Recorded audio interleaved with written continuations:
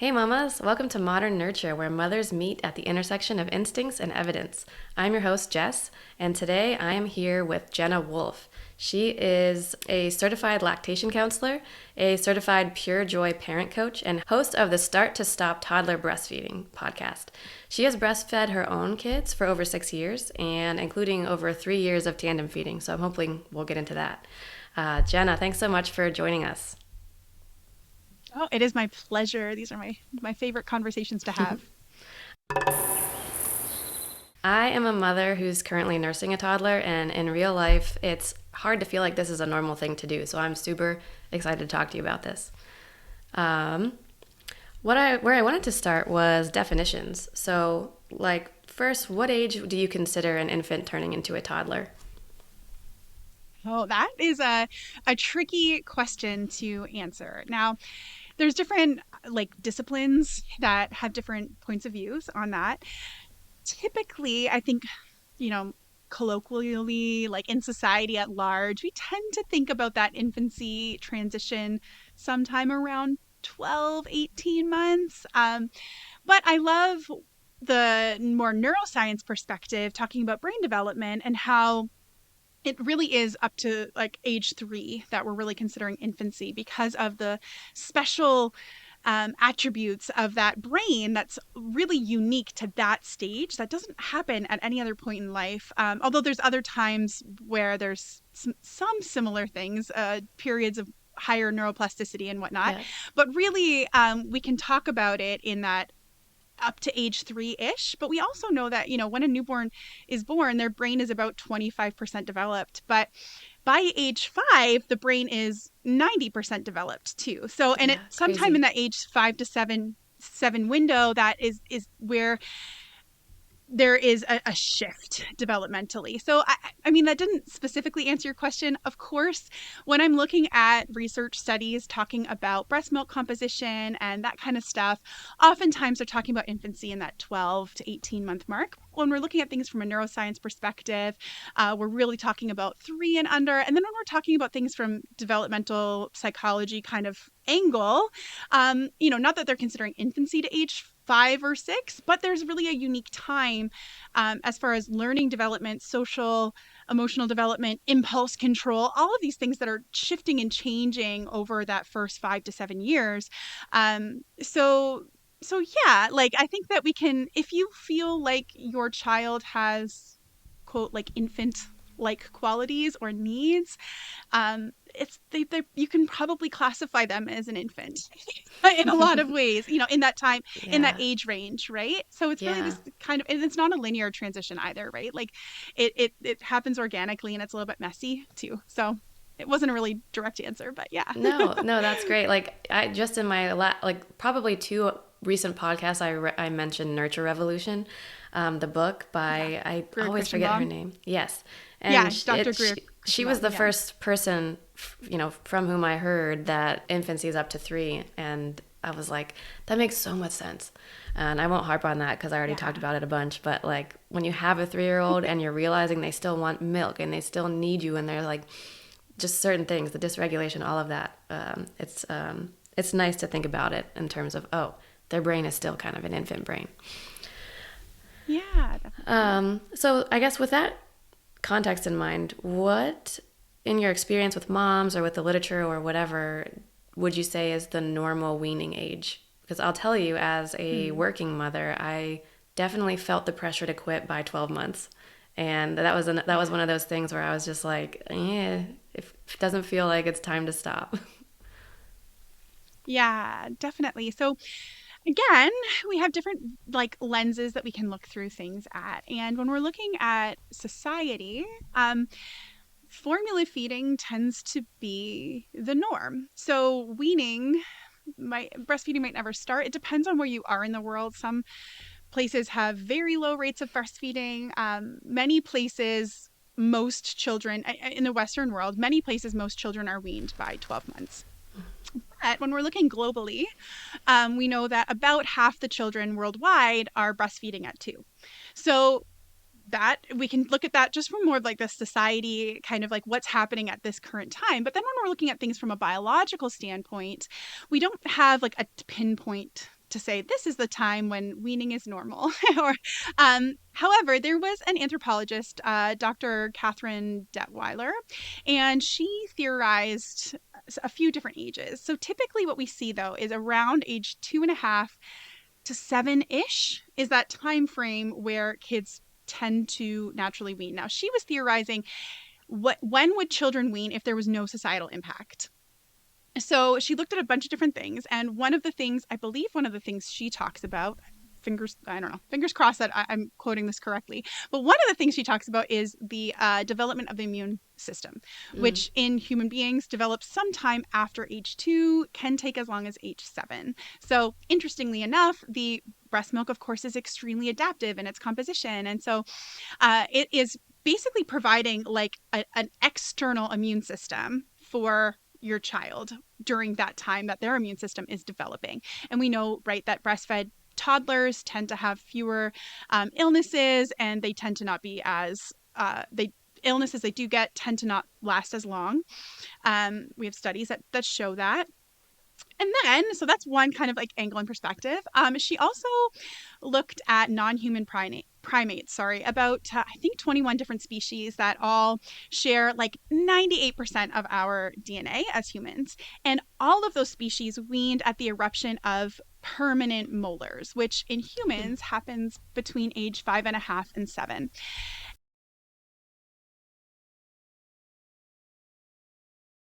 And anecdotally, with my own daughter, she weaned literally while her permanent teeth were coming in at age 6. So it was just kind of wild to me. I didn't anticipate that. We had set up a breastfeeding relationship that felt really good. Of course, it took time to get there, and that's why I do what I do now, supporting toddler breastfeeding moms. But we had our fair share of challenges, and then we kind of created a relationship that really worked for both of us. And then by the time, like literally as her teeth were coming in, she was like, I'm done. So that was true in my case. So typically speaking, from a biological standpoint, and even perhaps an anthropological standpoint, we're looking at age 2.5 to 7. And we know that most breastfeeding, like the World Health Organization, for example, recommends breastfeeding for 2 years and beyond. That's the same recommendation in Canada. And I know I think that the AAP, the yeah. American Academy Association of Pediatrics, I think they recently Yeah. changed it to be 2 years. Yeah, it was about, I think it was a year, 2 years ago, maybe now. I Yeah. forget exactly. I remember it was in the summertime. And I think the NHS as well in the UK has that similar recommendation. Most places do have a recommendation of at least a year, if not 2. And typically it is and beyond. So there's no time when breast milk is not important. There's no time where breast milk becomes water. There's no time where breast milk is harmful as far as age goes, and in incredibly few circumstances would that ever be the case, from other perspectives as well. But yeah, so somewhere between age 2.5 and 7 is kind of the normal, that 7-year-old, quote, that normal 7 age of weaning. Yeah, wow. I think that 7 year mark is going to be surprising to a lot of people. Yeah, it is. And I mean, I was certainly uncomfortable talking about breastfeeding my toddler when I was breastfeeding a toddler. And I think maybe when she was like 2 or 3, it was like okay-ish talking about it. But then we got to the stage where I was like, I'm not going to talk about it anymore. And it still feels weird. I feel like it could be a clickbait title. Like maybe if I ever, I don't know, somebody this piece of content of mine ever goes viral or something, I might end up as a clickbait. Like she breastfed till they were 6, and it seems bizarre, but I also know the importance of talking about it because it really worked for us. And I know that for many families, making those decisions around when to wean and when not to wean, judgment and pressure becomes a really big factor. And if I can do a little bit to normalize that and to just let you know, like whoever's listening, that it's okay and you can make a choice that works for you and your family, whatever that might be, you can, and it can work. So that's why I share it. But it is That's shocking. awesome. And I know so many moms, including myself, like the early days of breastfeeding, paradoxically, are very hard. It's like we lost some generational wisdom or something, and we often struggle to get it started. And I think it was several months for me before it just felt like we were in a rhythm, and I felt comfortable with everything. My daughter was like, I couldn't tell. I remember calling doctor or a lactation consultant or something when she was like 4 months because she would just whine every time she would have milk. And I was like, I don't understand. And she's only eating for 4 minutes at a time. And they're like, look, like she's just little. She has a little tummy. Just, some are Yeah. very sensitive to whatever sensations go on in her belly.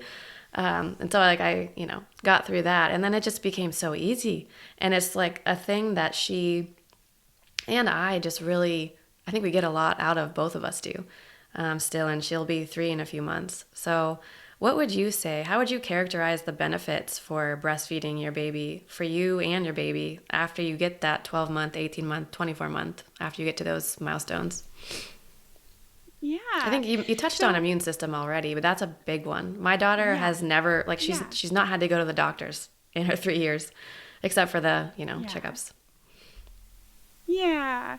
So in some ways, like I can talk about generalities and also in unique circumstances for you and your family, there might be benefits that, are really unique to your dynamics, right? And that is beautiful and great. And I want to just, before I start listing any, say that those are valid. So if there are, perhaps you have a partner that works shift work and being able to put your child down to sleep by breastfeeding them, um, you know, it, because you don't have that support some of the weeks and not other weeks, right? Like that is a very valid reason to continue breastfeeding that might not hit the list on the regular main benefits of extended breastfeeding. And so I just want to say that whatever your unique dynamics are, that those are valid too, right? So as far as the benefits go, I mean, again, this is not a comprehensive list because there are all kinds of different lenses that we can look at these things through. But one is absolutely immune support. It continues to provide really important immune support for your child as they are growing and getting older. And some of that immune support actually adapts over time. So there's certain enzymes that are, antifungal, antibacterial, antiviral, anti-inflammatory enzymes that increase in concentration at 6 months, again at 12 months, again at 24 months. And that is really awesome. Your body is adapting to meet your child's needs as they're starting to venture out into the world and be licking things that you wish they wouldn't be licking and coughing in faces of other kids and having other kids Yeah. coughing in their face, right? Like all that kind of stuff. So your body is naturally adapting to that. As well, certain immunological components actually increase in concentration while you're weaning. So if you're or and I use weaning kind of loosely, not necessarily that you've like started this process of weaning, but as your milk production is going down, increase like concentration of immunological support is increasing, which means that if they were to, let's say, have typically 2 cups of breast milk in a day, but now they're only getting a quarter cup in that whole day, they're still, even drops that they're getting are powerful and really impactful and important to their body. So a lot of people think, oh, I've dried up, they're just comfort nursing. But even just a few drops can be really powerful when we're looking at it from that immunological lens. Another really important benefit of breastfeeding, kind of quote, past infancy, or what we might call extended breastfeeding, is the nutritional components. So we know that protein and fat are increasing in concentration, as well as energy. The calories of breast milk are increasing in concentration at 12 months and at 24 months. We know that they're somewhat stable after 24 months, but again, they're still that increasing and adapting to your child's needs. So we know that in that second year of life, breast milk has 43% of your child's, about 2 cups of breast milk has 43% of your child's need for protein, 94% of their need for vitamin B12, 60% of their need for vitamin C. A lot of times parents are concerned that their child isn't getting adequate nutrition from solid foods because they're breastfeeding so frequently. But that breast milk is still really, really important nutritionally. And even in that second year of life, it's difficult for small tummies to get all of the nutrition that they need out of solid foods alone, which is why recommendations are to transition to cow's milk, which is why, toddler formula exists. Like these kinds of things exist to support nutrition in that second year of life because it can be difficult for your child to get everything that they need. And breast milk can provide that and isn't necessarily needed to go into alternatives. What was that? So The those are statistics that you just mentioned, was that for half a cup of breast milk, you said? no, sorry, that was for 2 cups of breast milk. Two So about cups. Sorry. 448 milliliters. Yeah, Oh, 2 cups okay. of breast milk. So in that time, and again, like a lot of times we parents think that their children aren't getting that much anymore. And I'm using, again, like quotes, um, in that second year of life or beyond, because maybe they're spending a really quick time at their breast or they're not seeming to breastfeed that frequently. But typically, if you are not putting a lot of restrictions around breastfeeding, like you're allowing them to breastfeed frequently, somewhat frequently during the day, and you're not limiting the time too much in that second year of life, they can be getting and intaking a lot of milk and you don't know it anymore. When your breast milk is that regulated that you've been breastfeeding for over a year, you're not likely to be getting engorged or to be feeling full. So just because you're not feeling full anymore doesn't mean that they're not getting a lot of milk. And just because they're spending only a short time at the breast doesn't mean they're not getting a lot of milk either.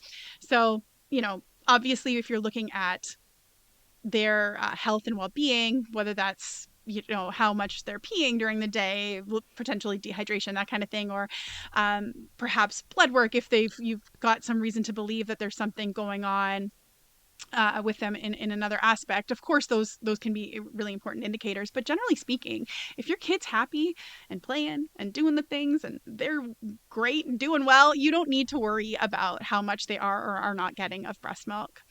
So that's another benefit. So immunological, nutritional. There's also that emotional connection, and which is really important. We're talking about attachment, and not necessarily attachment parenting and the tenets of that as a philosophy, but we're talking about secure attachment, and the acting as that secure base for your child to come to and have their emotions kind of organized and supported. Breastfeeding can facilitate that. Of course, it's not the only way to facilitate that, but it is a really beautiful way to do that and to provide that connection time. It's also regulating for the nervous system. So any like midline input to the body, there's lots of kids who are using pacifiers to be supported, from an emotion regulation or nervous system regulation standpoint. And breast milk and breastfeeding, the actual act of breastfeeding can do that. The closeness, even the physical hug of being held while your child is breastfeeding, it provides really important like proprioceptive input for the nervous system, right? Like all that kind of stuff. So that's important. What else? There's also the health benefits for mom. A lot of, breastfeeding reduces rates of diabetes and breast cancer and ovarian cancer and osteoporosis and all kinds of different things. And many of those different benefits are amplified by the amount of time that you continue to breastfeed. Now, to my knowledge, there's not people tracking those rates like into, the third, fourth, fifth year of life. But we do know that for a lot of them, if you breastfeed for 3 months, you have more protection than if you breastfed for 3 weeks. If you breastfed for 6 months, you have more protection than if you breastfed for 3 months. So again, continuing to breastfeed provides a lot of benefits for the child and for the breastfeeding parent. So that's a handful of them. Yeah, that's so cool. That was something I didn't know either, was the benefits for the mom. But the thing I think that I felt the most was the part that you mentioned about the bonding. For me, for us, as like, I would have to work through the day, and then just having the ability to connect with her, she, I think it was really good for both of us. And then the regulation that you mentioned is also a huge one. Sometimes I wonder how parents who don't nurse their toddlers deal with toddlers.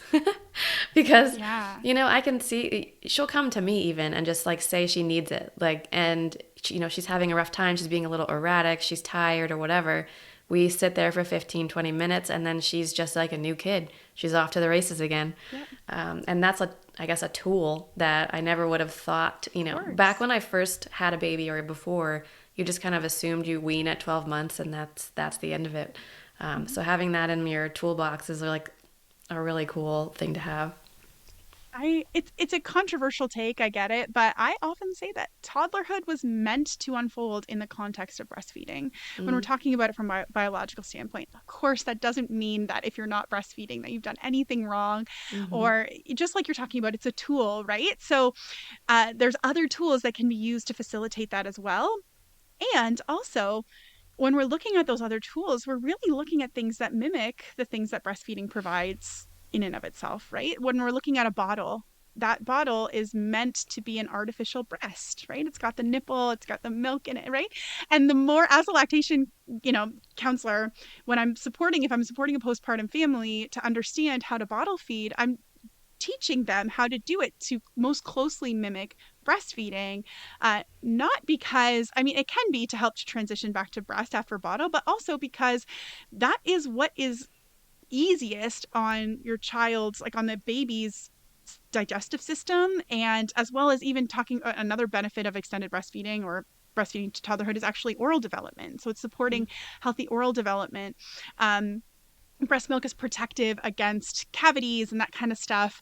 So it's helpful there, but it's also helpful in the formation of the palate, which helps to form the airways and strengthening the tongue and having the tongue move in healthy and proper, ways. So that's another benefit is that continued to support.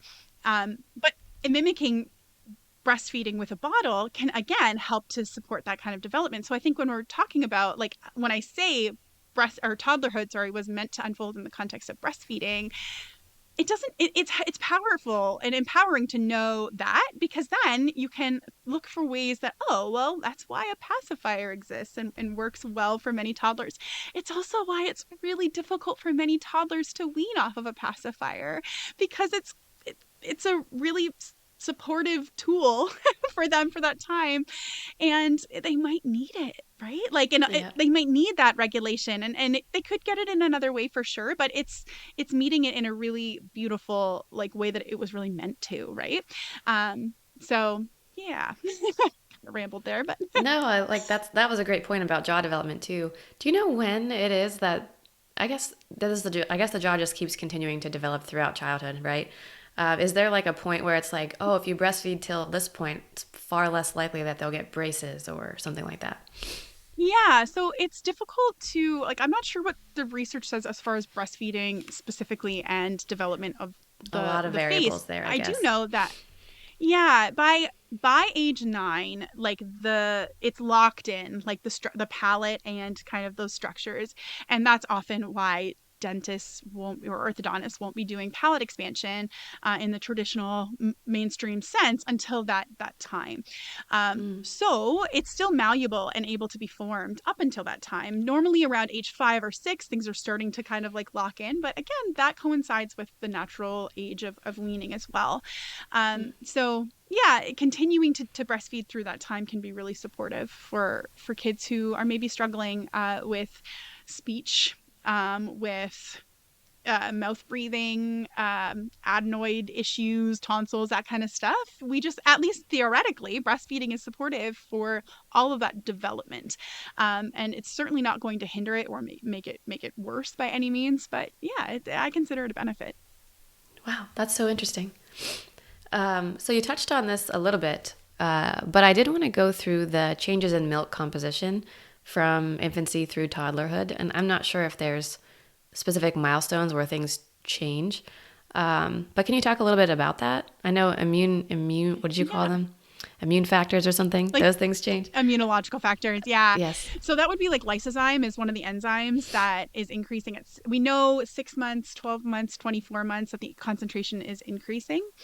Um, and then we know that the protein and fat and energy composition, like, whatever elements in the breast milk are increasing. And that increase happens at 12 months and 24 months for sure. And my understanding is that like, it's gradual, but it does happen around those markers.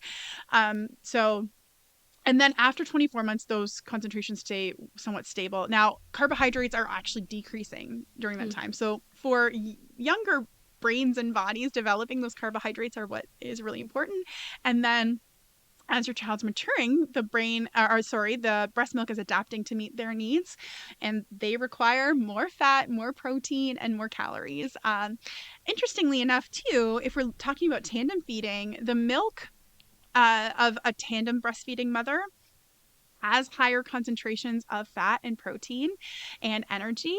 And then when they wean, so when a toddler breastfeed or tandem, sorry, breastfeeding mother weans, those go back, they decrease, so that it is now so only meeting the needs of the infant. So the body knows that the older toddler has weaned, and the breast milk is adapting then to just consider the needs of the younger baby. So we're jumping ahead a little bit because I had some questions around this, but so Yeah. so the newborn is going to get a different composition than they would have if you weren't tandem feeding?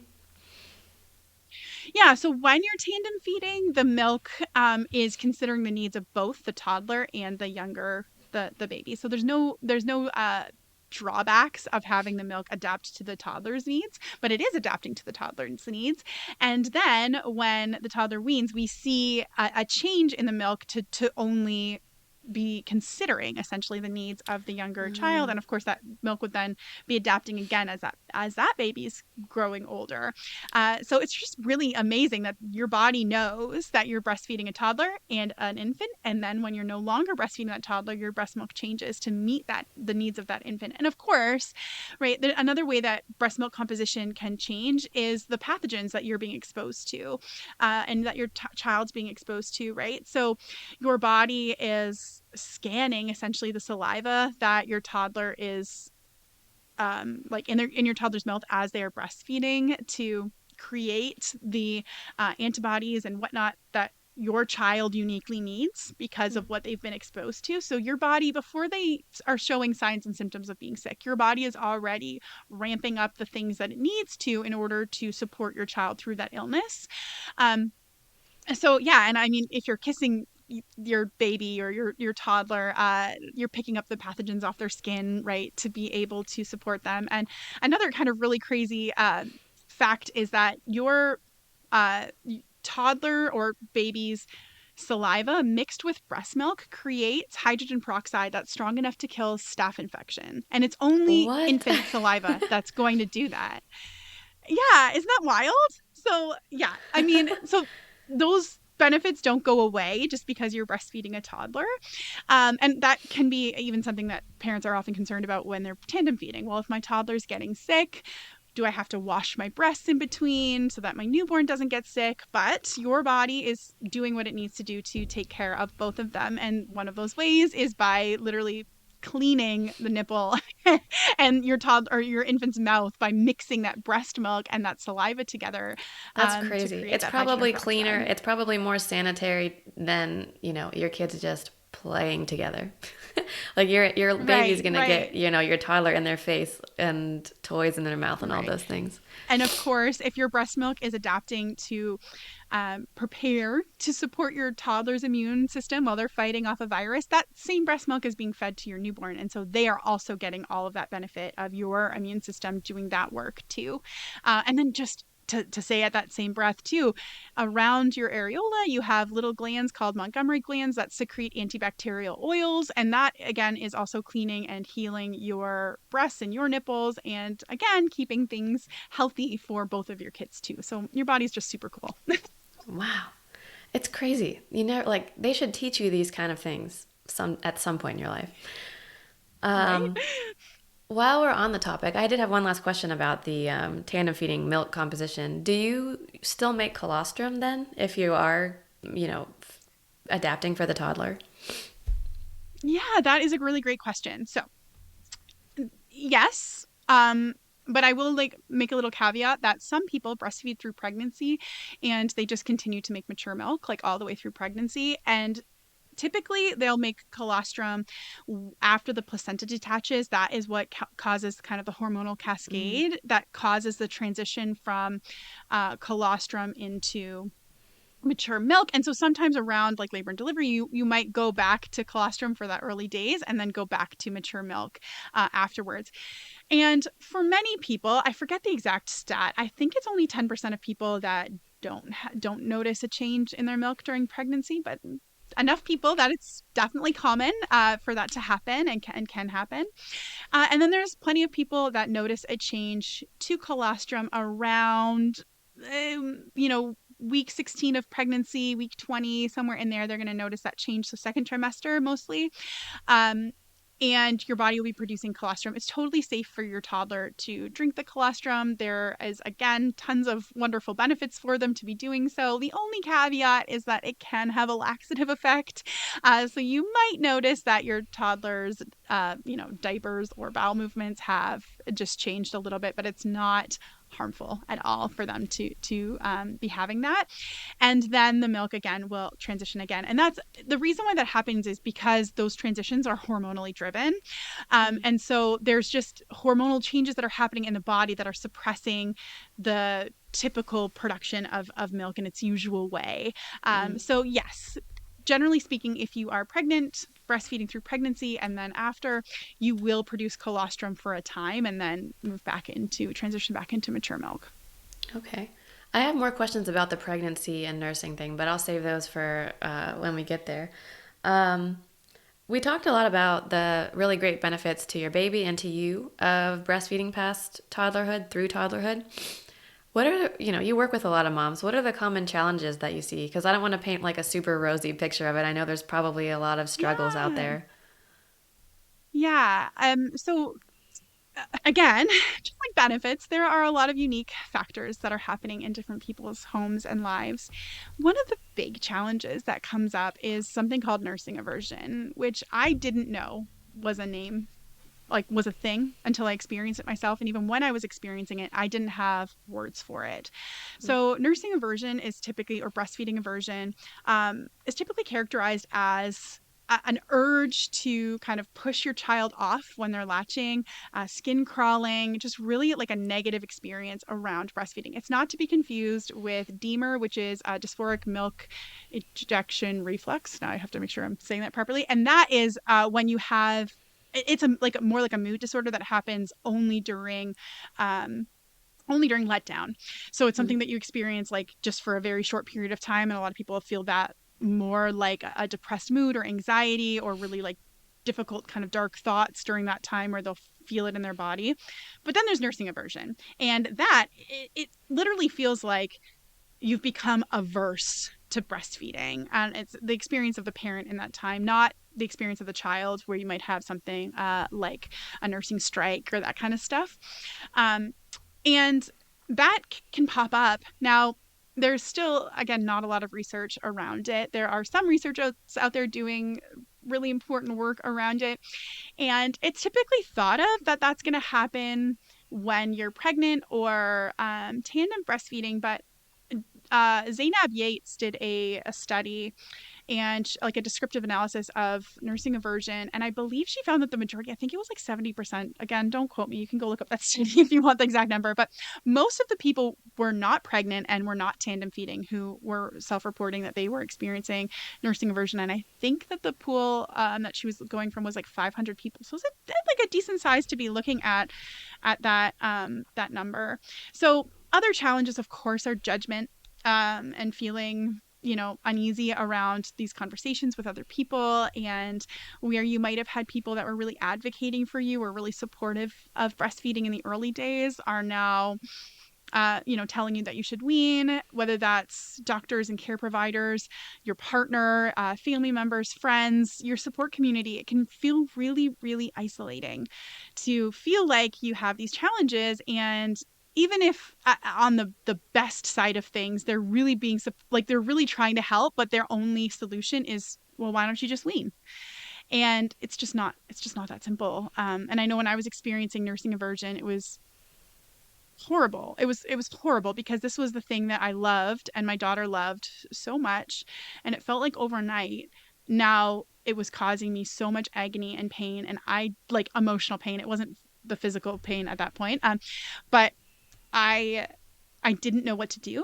I didn't know where to turn. I was already like on my way, becoming a lactation counselor, supporting people, doing all that kind of stuff. And so I was like the, quote unquote expert that my friends and people in my community were turning to for support. And I didn't know what was happening, and I didn't know where to turn to, who to talk to, who to trust. And the few people I did have conversations with about it, which were very few, again, didn't understand and just told me to wean. Also, I remember my own son was 15 months old, I think, and he was sick, and I said to the doctor, oh, I'm grateful that he's still breastfeeding because he's having a hard time keeping food down, but he's able to keep breast milk down.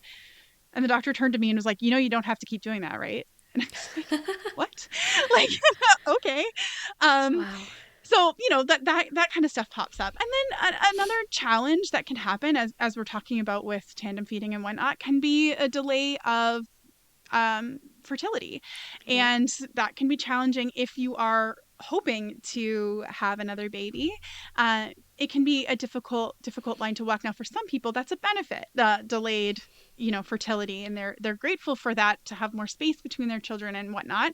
And for others, that can be a bit of a drawback. So yeah, and then typically people think, or might think, that their child is extra clingy because they're breastfeeding, or waking up through the night more because they're breastfeeding. And those are really more about perception, and maybe some unique challenges in your home. I tend to say breastfeeding isn't the problem, so weaning isn't the answer, because Mm. like you said, like painting this kind of rosy picture of breastfeeding, but it's actually true. Like, breastfeeding is not a problem. It's not a problem that your child's breastfeeding, as far as like that need right there, like it's meeting needs, is doing something important. It doesn't mean there isn't a problem. It doesn't mean that changes can't happen, but weaning probably isn't going to make those things better if breastfeeding isn't the problem. So Yeah, if your child's gonna I wake up and often want to say be that. with you in the night, it's not because, like, whether you're breastfeeding or not, they're probably gonna come to your bed. Yeah, exactly. And breastfeeding is your child's, when they're a newborn, it's their number one, it's the only way that they can get their needs met. In the same sense that it's a great tool for you, just like you were sharing, to be a parent and to mother, or support your child. It's also their only way of getting their needs met. It meets nearly all of their needs. In those early days, weeks, months. And it's over time that they are learning new tools too, that they have expanding capacity to have their needs met in more sophisticated and complex and different ways, and by different people, etc. So it makes sense that, especially when they are in higher states of stress, whether that stress makes sense to you, feels valid to you or not, or valid to whomever's around, it makes sense that they are going to kind of lose, quotes, access to those other tools that they're just learning about, right? And they're going to kind of revert back to that breastfeeding as that tool to get their needs met. And so, I do talk with parents and families who their toddlers are breastfeeding for a very long time, very, very frequently, and screaming to breastfeed and melting down, and will be up all night if they say no to breastfeeding, and tantruming, melting down. I tend to see an overlap between neurodiverse kids and neurodiverse families, and extended breastfeeding, again, because breastfeeding is a really important and powerful way of meeting that uh, nervous system support and whatnot. So it makes sense that they're going to rely on that tool as well. But that also means that there can be added layers of intensity around the emotions and everything else. And I find what I call the toddler breastfeeding stress spiral, where the parent is getting stressed out, and so the child's best way of getting their needs met is to breastfeed. But what the child doesn't know is that, because we live in a society that we live in, when they go to breastfeed, that triggers all kinds of stuff inside of us: stories, thoughts, beliefs, ideas about the future, ideas about the past, ideas about our self-worth, ideas about how our child's going to grow and develop, or even just like whether or not, oh my God, they started breastfeeding right now. Are they going to stop? Am I going to be able to cook dinner? Am I going to be able to get those dishes done? Like all those things get stirred up, right? So they're coming to us to co-regulate, to get that support, to feel calm again, to find their connection with us and all that stuff, and it's really like hardwired into them, biologically driven to do that. But they're not getting that. We're actually unconsciously, even if we're doing our best to push through and to just grin and bear it through it, they're picking up on the nuances of our body language and our physiology, and they're not going to quite feel as safe and as connected and close, and they might be regulating to our stress instead of co-regulating into our calm, and Mm. that can kind of turn the dial up on the frequency and duration of breastfeeding, because even if they're getting their nutritional need from that milk that they're getting, they might not be getting that emotional and nervous system kind of like support that they were looking for. And in fact, it might actually be causing them a little bit more stress. And now I say that with all the compassion in the world, because it's not your fault that you are living in a society or in a place where this is really hard. And you've probably, most people I talk to are like, I have never met anyone who's breastfed for as long as I have, let alone like have any resources or know what to do in these situations. So it makes sense. Most of the moms that I meet are working really hard to parent in a way that, you know, is in light of neuroscience, in light of child development, in light of all those things. And they've probably read more books than I have on most of these subjects. Yeah. I've, supported parents who are mental health therapists themselves, right? Like coaches doing all these things. And it's just different when it comes to breastfeeding because it's so intimate. It's so vulnerable. It's hard to find that space and that calm. But when we're talking about challenges, like it's this really intimate, vulnerable space, and it can get really messy quickly when we're talking about our internal world, and our internal world impacts our child and how breastfeeding's unfolding, how weaning is unfolding, and all of that too. So yeah, I don't know. There's probably more drawbacks too that we could talk about, but those are Yeah, a I handful. also those were some, I want to get into just quickly the strategies to how to deal with a couple of those things. But on this last Yeah. point about the stress regulation and things, what would you say to moms who are worried that keeping breastfeeding as a tool is going to delay the development of the other tools? Like, you might be impairing Mm, your child from learning how to regulate themselves, or like that understanding that, is, they need to yes. grow up, or, whatever the argument might be. Yeah, that is such a good question. And I hear that from people all the time. And there's a couple things to say. Number one, I put up two fingers when I said that. Number one is that your child developmentally, we talked about this at the beginning, it takes time. So their developmental ability and capacity to utilize other tools or to be supported by other tools, it's not linear. So it doesn't just like, it's not this like progression that's like, well, they did it yesterday, so then today they're going to be able to do that one and a little bit more. It's not the way it works.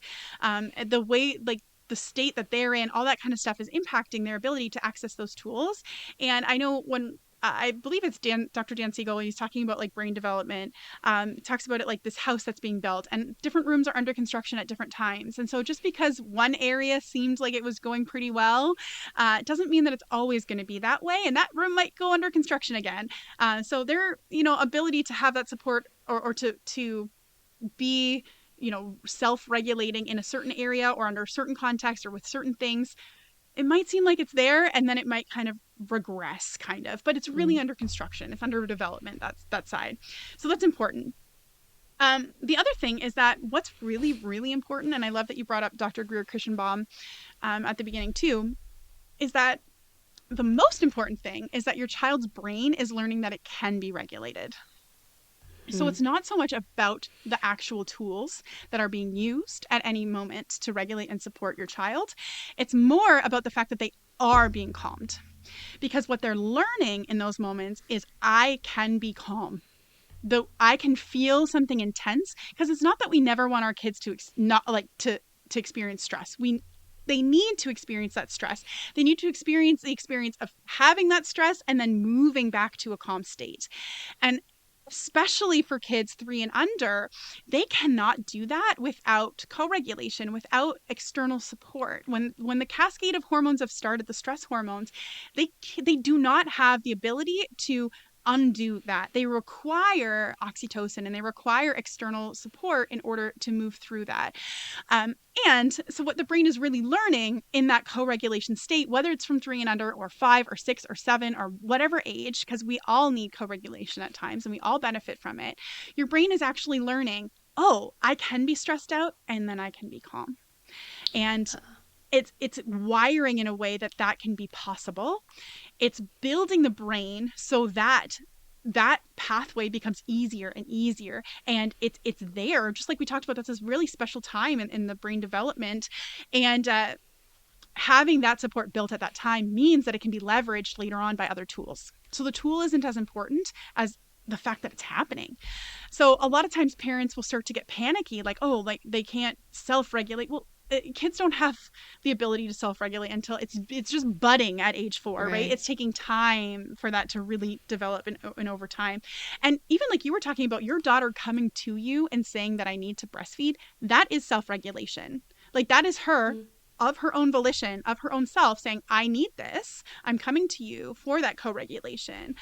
And so that is her like beginning to self-regulate, even though it's happening in the context of like co-regulation, right? Mm-hmm. And a lot of times what parents are worried about is their child not being able to use breathing techniques, not being able to use the calm down corner that they've built and all that kind of stuff on their own. uh, and the reason why the parent starts to worry about that is because the parent's dysregulated, parents having a hard time. It's actually what that means to the parent. What does it mean about you as a parent when your child can't self-regulate in the way that you think that they should, right? And it's actually that distress that we're struggling with as a parent, and I say that myself included. And so it's us that needs to self-regulate in that moment. Mm-hmm. And sometimes our kids, they're trying, they're Yeah. doing the best they can, right? And it's us that are stressed out and like, why can't you just use the breathing tool, right? Or why can't you just, Right, and right. we're trying to delay the breastfeed or whatever it is to like, oh, use a different tool, right? um and that doesn't mean that we can't use other tools or shouldn't use other tools. Absolutely. But you do need to understand when is the right time to practice different things. And also, like, you can be intentional with the development of those other tools, but it's okay if you're not. Like, they're Yeah, going to they'll come. come. You're, yeah, exactly. And I say that as, as a lactation counselor and a parent coach who has a program who supports people. I rarely give people specific strategies on what to do, because when I support them in their own kind of like situation, right? When they are back in a regulated state, the creativity that they have that flows from their intuition, from their wisdom, interacting with their child, you as a parent, you are absolutely like the expert on your child, and you know those unique dynamics. You understand your child, what's happened that day, what's happened that minute, what your child normally likes, whether it's on a cognitive like level, you're actually like aware of it or not, you do. And Yeah. 1000% of the time, parents in my programs and that I'm working with come up with strategies that blow me away. I'm like, Strategies. I couldn't So have told you that. that reminds me. So you talked about this aversion to nursing that you experienced, and you kind of left it hanging. Like, did you get through that, or is that when you were done? Like, how do people handle that? Yeah, that's a really great question. And I mean, it's a big one. So for me, it was a lot of work and time, and it kind of, like feeling my way through that process. And now I support parents with more, condensed and streamlined kind of, you don't have to go through all of the trial and error that I did when I'm supporting a client who's working with that. But what I find is that parents who are experiencing nursing aversion typically have some other big stressors in their life I was outside gonna of ask that. Like, aversion. your body's rejecting the nursing because you don't have you're sending the Capacity. signals that Yeah. you're too stressed to be supporting something in that way. Yeah. And I think that it makes sense that, and we can definitely view it through that lens. A lot of times the conclusion then comes, well, then I should stop nursing Mm. from that. And I would argue that actually these other stressors in your life, and I've been pretty open.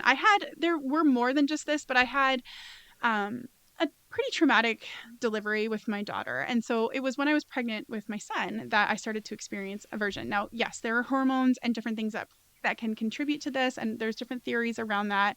But for me, it was actually the trauma, like processing the trauma from my daughter, that was really difficult. And I had a whole bunch of extended family, really, really hard things that were happening in my extended family as well.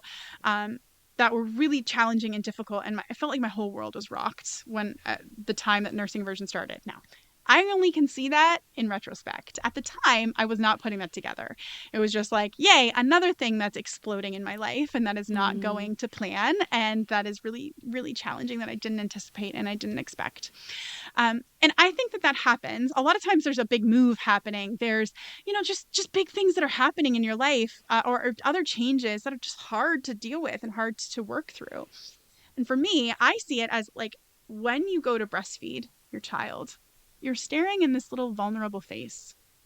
And all of your best strategies at pushing away all of the negative feelings and all the discomfort and all of the fears, like it's like they just fall away in that moment. Like it's too vulnerable. You're face to face with this vulnerability, and all of the distraction and all of the things that you've done to be like, I'm not going to think about this, or like, I'm just going to push through.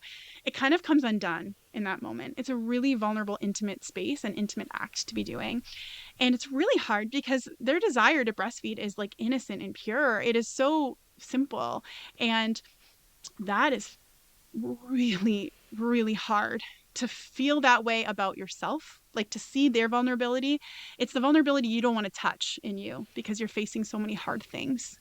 And I'm saying this as myself, like that was what I was going through. And I see this with parents all the time too. So if a parent is struggling with that right now, like my best support is to say, like, you can tolerate all of that. You have the capacity to handle this, to move through it. And a lot of times I find the advice around nursing aversion is like distraction or, just pushing through. And I find that tends to reinforce this idea that you Yeah, can't backfire. tolerate all of those feelings and all that stuff. Yeah. So I tend to encourage more of a leaning in instead of a pushing through or giving Yeah. in And or maybe whatever there's that is, but tools tend that to, you can start to use to regulate your stress, and that'll probably help. yeah, We're like 100%. burning through the hour here already. Just quickly, do you have just anything for moms who are embarrassed? Do you have any strategies for them? Like, is it like just roll with it and like use a code word with your kid, or, you know, try to just own it? Like, what do you typically say to moms? Yeah. So I have a free guide called Saying No to the Feed While Still Saying Yes to the Need. So part of that, especially if the embarrassment is like happening in front of people, that's the challenging part. Part of it is kind of tuning out the people around you. And for me, a phrase that I would use a lot of time is I have this under control. Thank you. Like if there's anybody that's kind of like, it's like, thanks, I have this under control. Um, I often, when you're dealing with people that are maybe judgmental or have questions, kind of checking in with yourself and seeing what your capacity is to handle that is important. Is this a person that's actually open to hearing you and really genuinely wants some education, or are they being confrontational and you have this kind of, they have this edge and it feels like it's just going to be an argument and you're going to be wrong? In those situations, hey, maybe you are going to find if your child wants to breastfeed right then and it's those people that are around, maybe you're going to excuse yourself and leave. Maybe you're going to find a Yeah. quiet place that's just the two of you. Maybe that's the answer. On the flip side, maybe it's, hey, I got this. Thank you. I'm happy with my choice. We have this handled. I'm not taking any advice or suggestions at this time. Whatever you Yeah. need to say to kind of just state Yeah. that and keep that space for yourself. And then as far as what you can do with your child, like I said, I have this guide and this cheat sheet saying no to the feed while still saying yes to the need. And we talked about all of the benefits of breastfeeding, but really all of those benefits are needs that breastfeeding is meeting.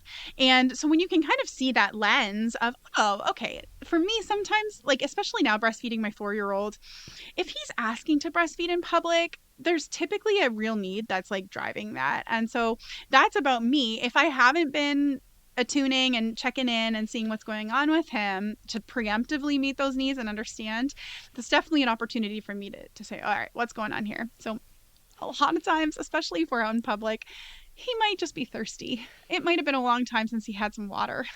So I might Yeah. be able to get him some water and that might do the trick. And other times it could be that there's been little stressors adding up over time. Maybe, especially being at age 4, now he's maybe playing with other kids and he could have been, had something said to him that upset him, or there could have been like somebody wasn't sharing something, or maybe he did something that upset another kid and then that was in turn upsetting to him.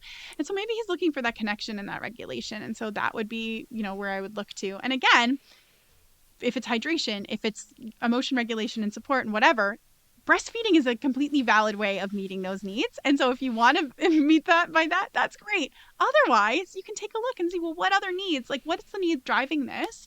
And then how can I support that need? And again, just empower any mom listening who's experienced that or will experience that in the future to know that you can leave the situation. You can find a private place to breastfeed. You can say no. You can, there's endless possibilities and options available to you in those moments. So, yeah, my general advice is to really find that need underneath and then see what options do we have to meet that need. Breastfeeding being a valid one if you'd like that. Awesome. That's awesome advice. So I wanted to go through nursing, trying to conceive, pregnancy, and tandem. We are running very short on time. If you have a couple extra minutes, we can go through some of this. Otherwise, I want to make sure we're respectful of your time. Yeah, no, I've got the time, so if you want to take a few minutes, that's totally fine. Okay. So let's start with trying to conceive. So can you tell us why it's so challenging for some women to get pregnant while breastfeeding? You know, the hormones, the different things going on.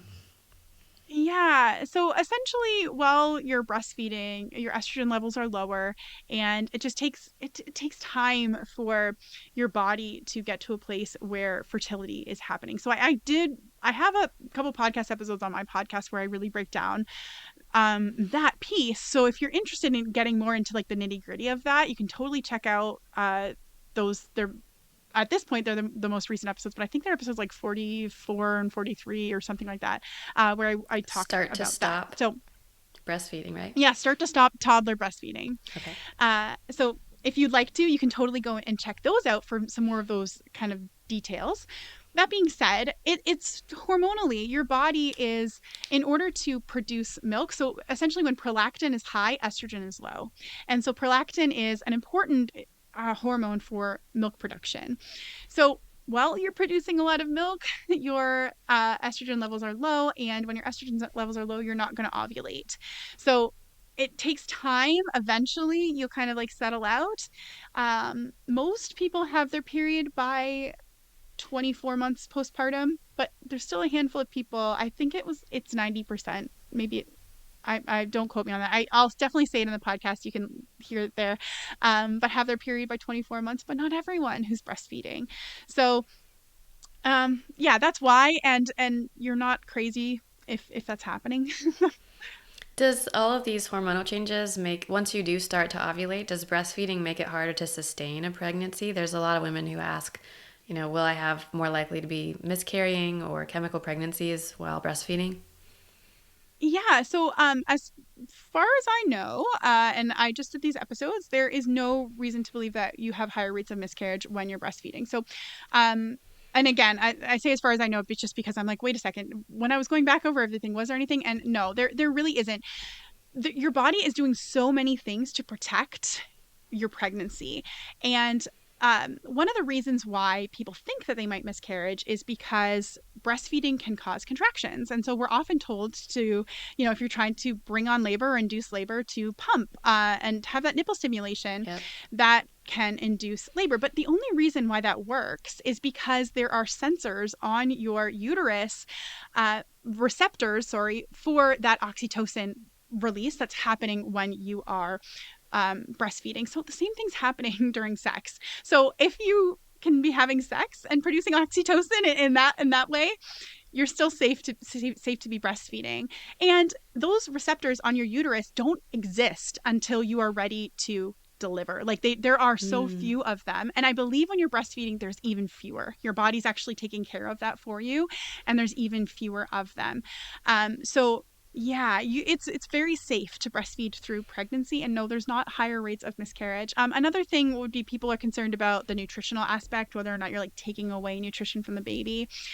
But typically speaking, the amount of milk that your toddler is consuming is relatively low when you're pregnant or by that stage. So it's not really drawing that hard on your internal resources, and your body has, again, ways of making sure that you are able to have levels of vitamins and minerals and nutrition that you need. So it's going to, stop you from releasing excess whatever vitamin or mineral that you need during that time, etc. So it's going to actually, when you are deficient in something like iron, you're actually your body absorbs more iron than it does when it's not deficient. So there's those kinds of things that are happening that your body's doing to make sure that you're your toddler and your baby are all getting the nutrition that you need.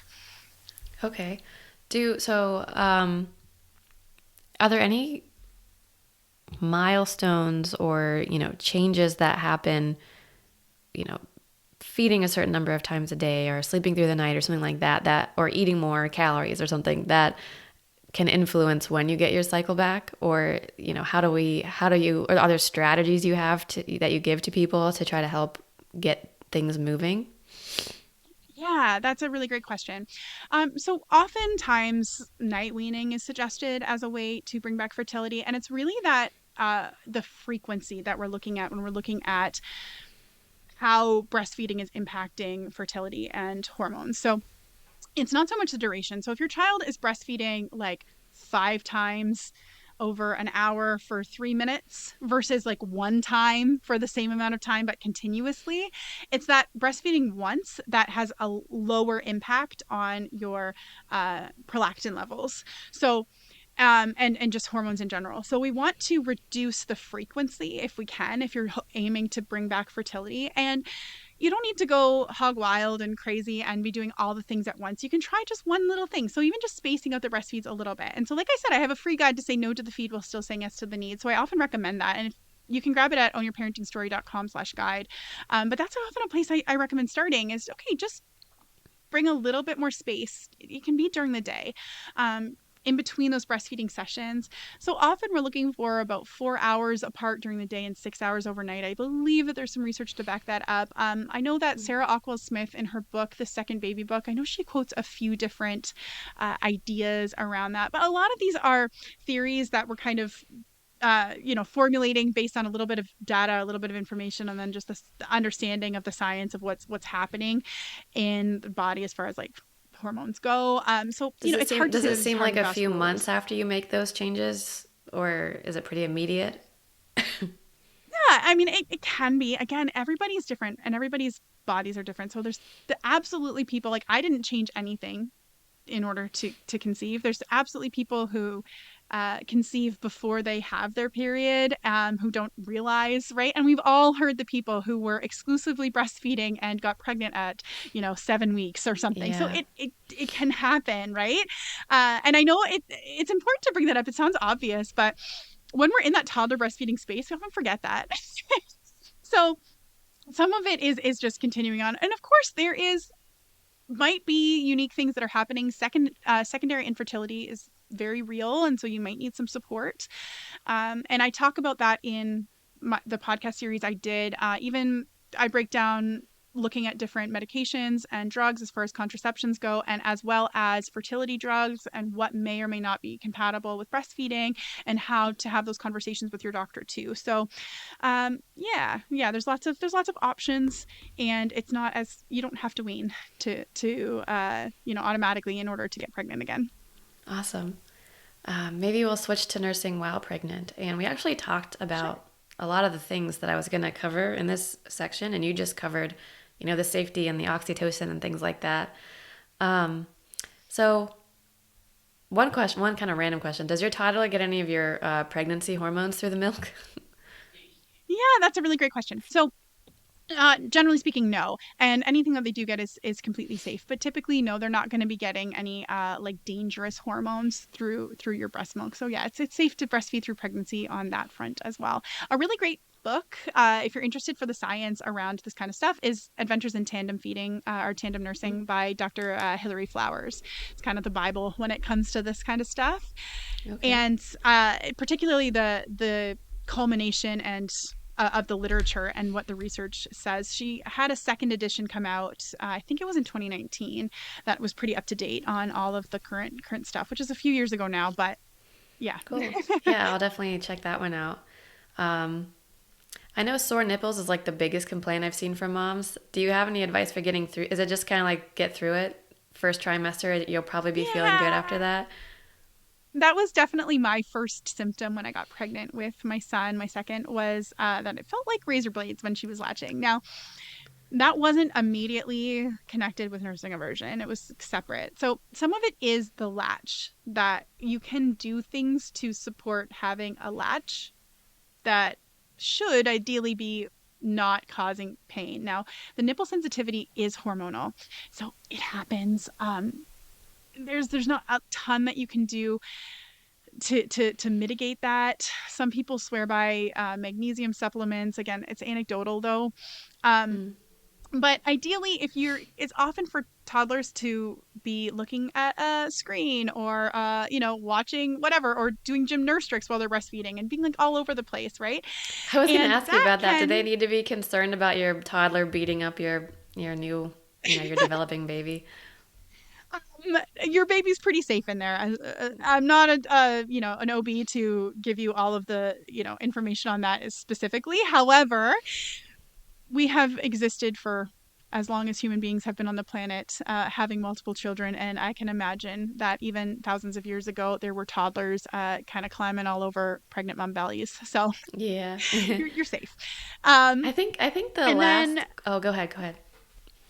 Oh, I was just going to say, so when you're talking about the latch, you just really want to make sure that that back of the throat is open and that their head is tilted up a little bit. So they're not like way Mm. up in the air, but that it's almost like they're sniffing the air. And you can often do this simply not telling your child to change anything or moving their head, but just by lifting your breast can often move their head into a better position. And that can ease the discomfort. It opens everything up and allows them to get a little bit of a deeper latch with it, which, if you remember from newborn latching, that's important, right? When it comes to Yeah. pain and discomfort. But the same thing rings true when you're breastfeeding an older toddler. Okay. Yeah, that's a good tip. I think the last thing, since we already covered a lot of the stuff on pregnancy, is a lot of moms seem, or I don't know a lot, I don't know the data, but a lot of moms I know tend to lose their milk while they're pregnant. They just lose their supply. Is there, like, I guess that has to do with the hormones, right? But are there is there anything you can do to keep it?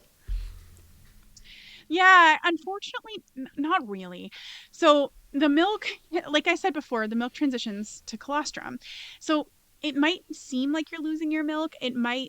It's possible that it's fully dried up. It's also possible that production's just far down, right? Mm. Generally, when you're producing colostrums, it's at smaller volume than it is mature milk.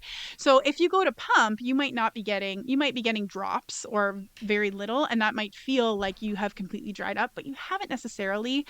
Your toddler might still be getting milk from it. You can continue to breastfeed even if you have dried up. Some people suggest that it's additionally, like, it's more painful to quote dry nurse or to breastfeed when, but many people do it. I did it. I didn't find it to be more painful than it was otherwise. Some people do. So, some people do wean, or their child might not like the taste. So actually, your breast milk composition changes when you're pregnant as well, and it can taste salty. It can taste saltier, Mm. and that sometimes kids don't like that taste. Sometimes kids will know that you're pregnant before you know you're pregnant, and they'll be talking about the change in the taste and whatnot. It doesn't mean that you have to be done though. You can invite your child back to breastfeed when the newborn is born. And yeah, like I said, it is hormonal that you're drying up. Breastfeeding more frequently might tip the scales a little bit, to be having a little bit higher production.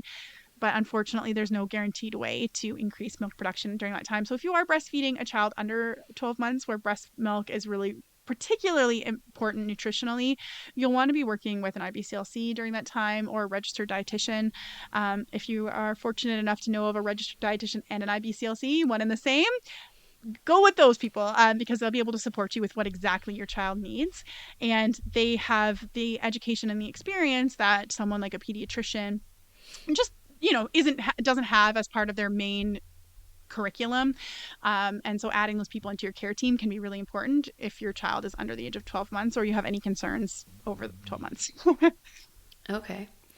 Um, Maybe we can just move into the last topic then, which is, well, two smaller topics, I guess. Tandem nursing. How do you explain to your toddler the needs of the new baby? How do you navigate the transition from breastfeeding one child to tandem nursing? Yeah, I mean, that's a massive conversation. And so Yeah. again, unique family dynamics are playing a role here for sure. But I would love to reiterate that your toddler's pretty smart. Yeah. So even if they're not articulate yet, they do understand a lot. And so if you can have those conversations with them, hey, there's gonna be a baby and mommy has two arms. I can hold you both, right? I have two breasts. There's gonna be a baby who's having breast milk too. All of those things, those conversations ahead of time can be really important. Making sure that you're not minimizing your child's role or their needs, your toddler's needs is really important too. Your toddler's not responsible for meeting your newborn's needs, right? And you can absolutely breastfeed them both at the same time. So just because your newborn is nursing more frequently doesn't mean that your toddler can't breastfeed too when they need to. They don't have to jump off because the baby needs to breastfeed necessarily, right? So again, the saying no to the feed while still saying yes to the need is a really important, like I have that guide, but that kind of philosophy, it comes into play here too. So it's really your role as the parent to be watching what's happening and supporting your toddler as needed. But you can be having those conversations ahead of time too, that the baby's they're going to have breast milk. And it can be it's a big change. Like, I don't want to say that it's not. It's a big change. And as much as you think you know what it's going to be like during pregnancy, when the baby comes, it's going to be a bit different, and different challenges might arise that you didn't expect. So trusting yourself, trusting your child that you can navigate those things is really important, I think, to supporting that transition too. Are there any Yeah, I hope that practical, answered your like, question. how do you nurse do you nurse the newborn on one side all the time? Like, is there like positions? Is there any practical Yeah, stuff that's really useful to know? I tend to not recommend having one side for one kid and the other side for the other kid. Now, the reason why is because if you are not rotating your toddler or your newborn, sorry, back and forth, you can kind of cause strain in one side of the head versus the other. So you can have this kind of like asymmetrical tension that can be happening that can affect the latch and can affect development. So if they're always leaning on the same side in the same way, that can be having an impact. It's not always the case. And there are plenty of people, tandem breastfeeding or not, who only breastfed on one side for whatever reason. And your body's going to regulate to that. So, yeah, I mean, it's really up to you what you would like to do there. There are as many ways to latch and positions to breastfeed in as there are babies to breastfeed. So, as long as your baby can get their mouth on your breast, you can breastfeed in that position. So, you can be creative. It doesn't, you don't have to like get a book and look at the positions and only use these particular positions. So I hope that that's kind of some practical advice that you can do what you need to do, whether that is only Yeah. breastfeeding one at a time. If that's right for you, that's great. If it's having your toddler sit on the lap while the other one's kind of in that traditional football hold, your newborn, that's great. If you want to be laying on one side breastfeeding your newborn and have your toddler kind of do like the pop over where they're like behind you and they kind of pop over to breastfeed, Yeah. that's great. I do find that breastfeeding two kids to sleep at the same time is like a superpower. So laying back in bed and having one on one arm and one on the other arm and just resting and being able to breastfeed them both to sleep is a really great, option for a lot of tandem I feeding was families. I gonna know it was for ask you me. what's some benefits of tandem nursing that we might not know, like, think about before we do it, and I think that's it. Yeah. That's probably it.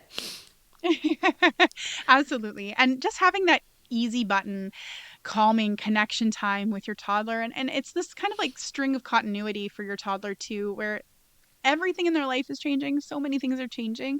Being able to still have mommy milk and have that calm time with you can be really, really beneficial.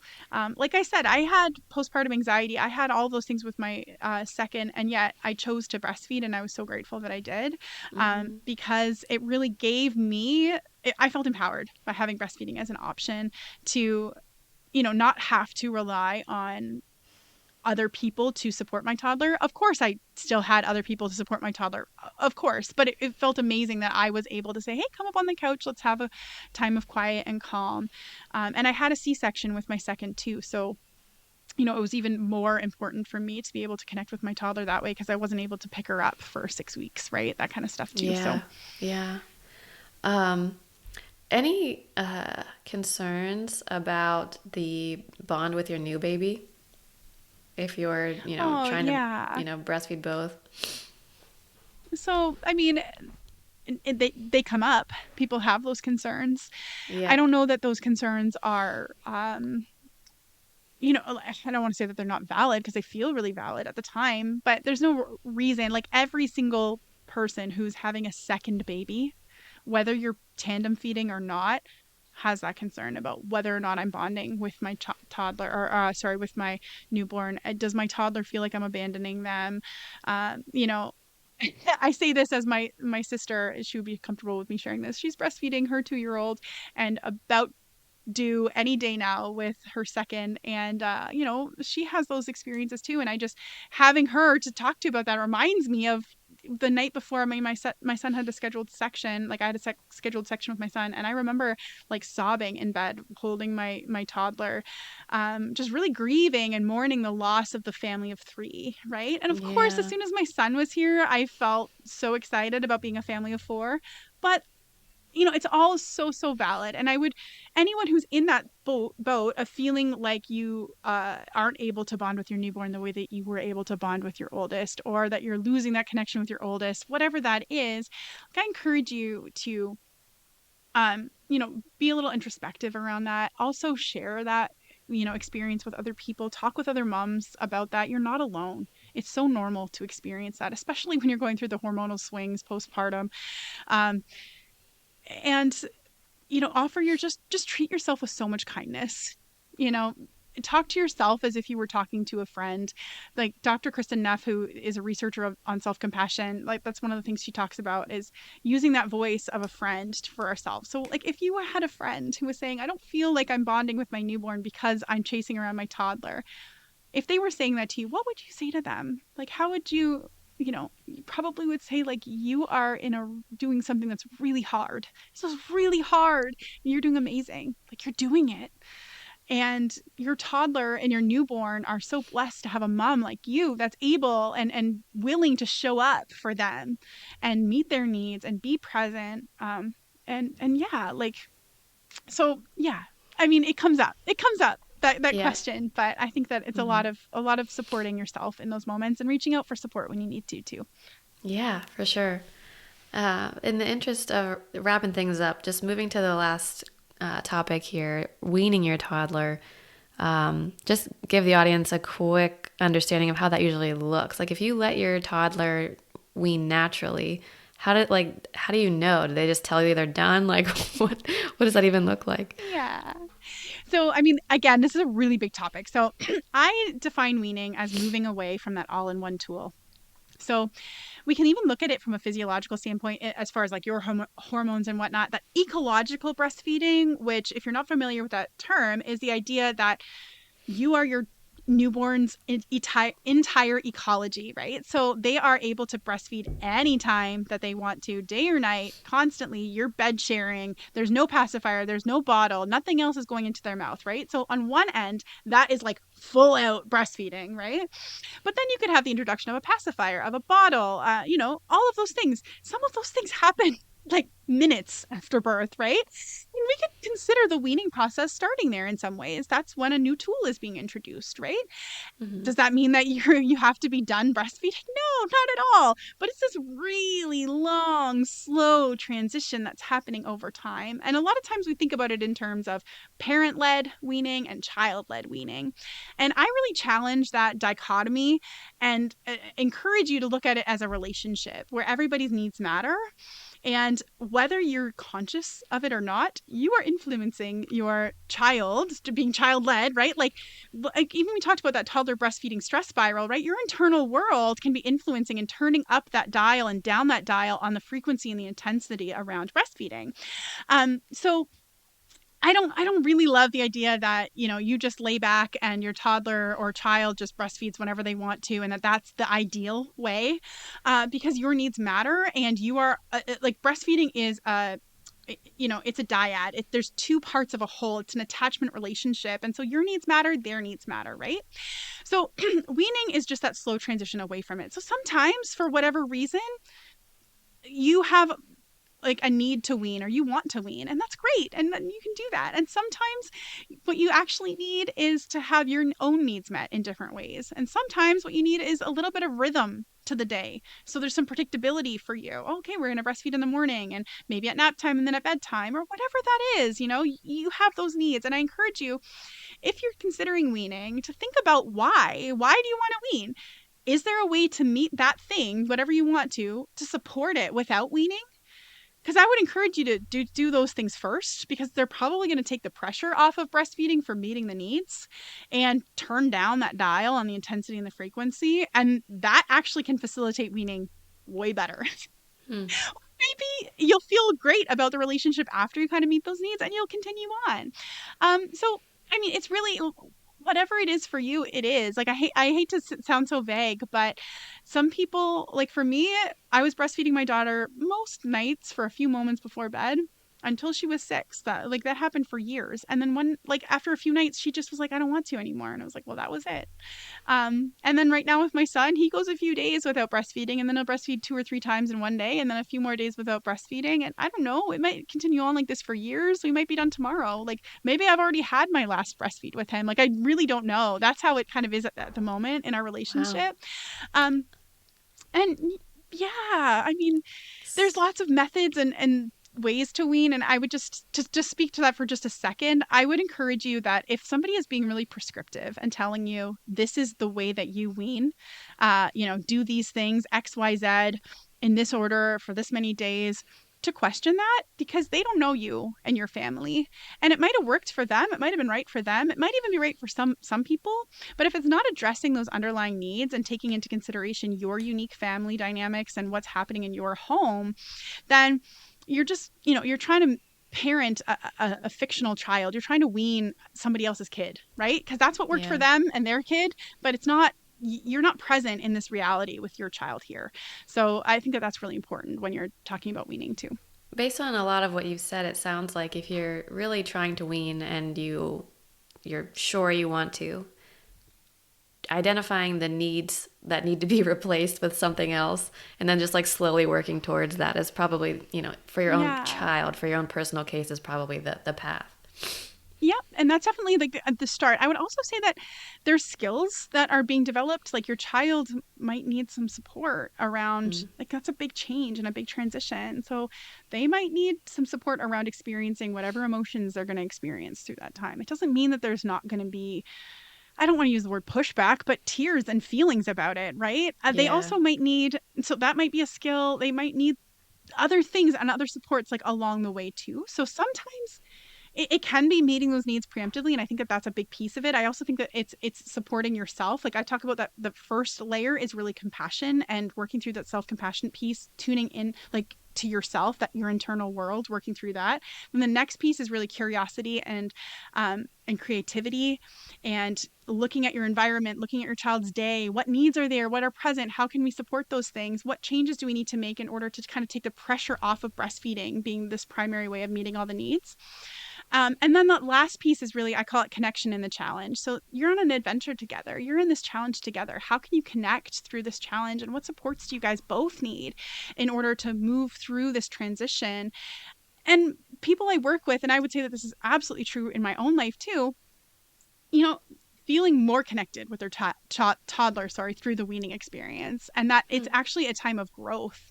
And I mean, when you think about it, right, oxytocin is required to move through stress, and so moving through those stress, and oxytocin is the born, sorry, oxytocin is the bonding hormone. So Yeah. to move through that stress and that challenge, you're going to be leaning on your connection, and in leaning on your connection, you're building your connection. So it can be a really, really beautiful time. And yeah, I could talk about that all day too. But Yeah. The last question I always ask is what are mamas not talking about that we should be? I think we're not talking about like our honest experience. Like we're talking about how we feel like we can't meet demands and that kind of stuff, and that's totally part of it. But just like I'm feeling rejected, like right now, I'm feeling lonely, I'm feeling excited, I'm like, what are we actually going through in that moment? I think it makes sense that we're often focused on like the injustice and what should be and what isn't. And I'm not saying that we shouldn't have those conversations. 100% we should. But if you hop onto Facebook or Instagram or whatever, a lot of times we're talking about that, and I think that that's important. But I also think that when we're having conversation with each other, we should be able to say like, I'm feeling alone. like in this experience right now. And it doesn't mean that that's reality. It doesn't mean that you truly are alone, but being able to speak up about that and then having other people say, yeah, I feel that way too. Um, that's how you stop feeling alone. Yes, You know, that's why I that's started how this you, podcast for all the Reddit scrollers, the 3 a.m. Reddit scrollers that we're always like, is anybody else going through this thing? Um, yeah. yeah, definitely a great point. Where can everyone find you, Jenna? Yeah, so I have my website, ownyourparentingstory.com. It's kind of the hub for all the things. Typically, I'm on Instagram, although at the time of this recording, I've been taking a little bit of a break from there. But you can find me at own.your.parenting.story, and I have a lot of great value and content there. And then my podcast, Start to Stop Toddler Breastfeeding. You can search that any of your podcast players. I've brought in a lot of different experts on there as well. Share everything we talked about today. I probably have a whole episode or more on. So if you feel like we just scratched the surface or there's something you want to go deeper on, that would be the place to go as well. And like I said, I have that free guide to saying no to the feed while still saying yes to the need, which is ownyourparentingstory.com/guide. There's a cheat sheet with it. It's like a 16-page PDF ebook that you can go through, and will really support you with some more of the practical things that we talked about today. Thank you so much, Jenna. This was an awesome conversation. I learned a ton and I had a great time. Yay, I'm so glad. Thank you for having me. If you enjoyed this podcast, please like and subscribe. It means the world to me. And if you want to hear how I got my period back while breastfeeding, I have a free guide I linked below. I know that there's no guaranteed way to do it, but if you want to know how I did it anecdotally, I have that information for you below. Talk to you next time.